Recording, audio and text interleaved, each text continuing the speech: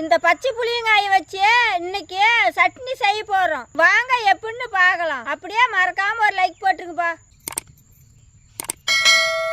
மரச்செக்கு எண்ணெய் ஊத்திக்கலாம். இதே மாதிரி சுத்தமான மரச்செக்கு எண்ணெய் வேணும்னா கீழே இருக்கிற நம்பருக்கு